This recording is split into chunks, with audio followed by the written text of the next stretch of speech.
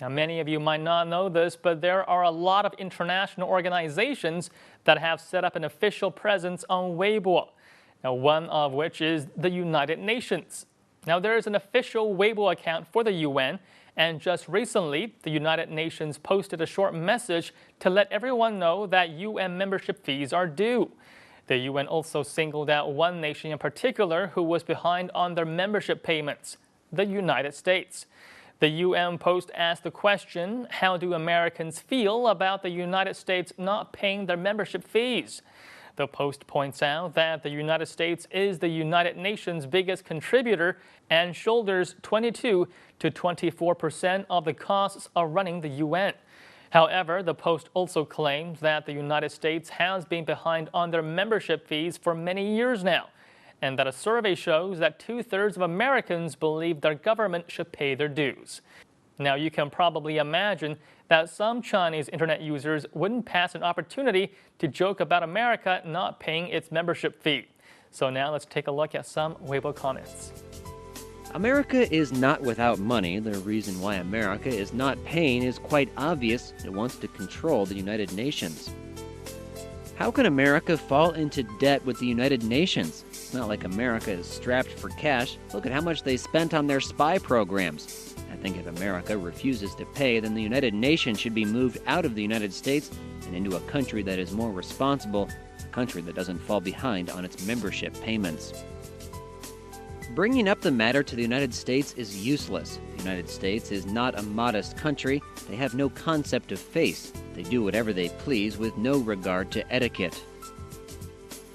How about the United Nations kick America out and move its headquarters to Beijing instead?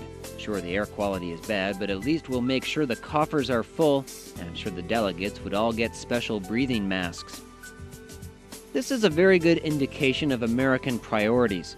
America thinks weapons are important, spying is important, waging wars are important, inciting civil unrest in other countries is important. However, contributing to the United Nations can wait, because the United Nations is nothing but a tool for the United States.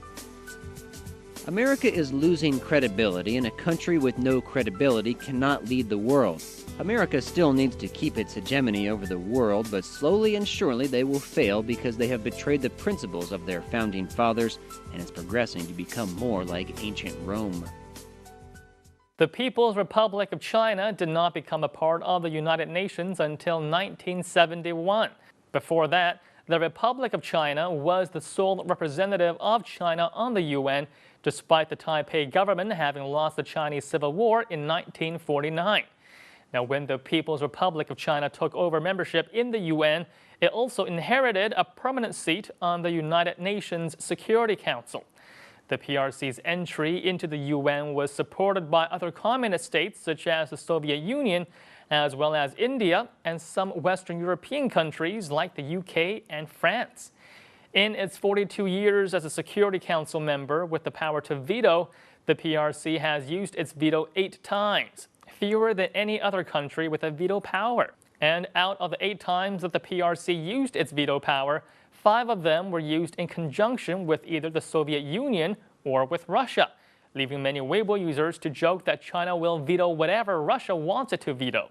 Now, China, to many Western audiences, seems like a country that has only recently opened up to the world in the last 30-odd years.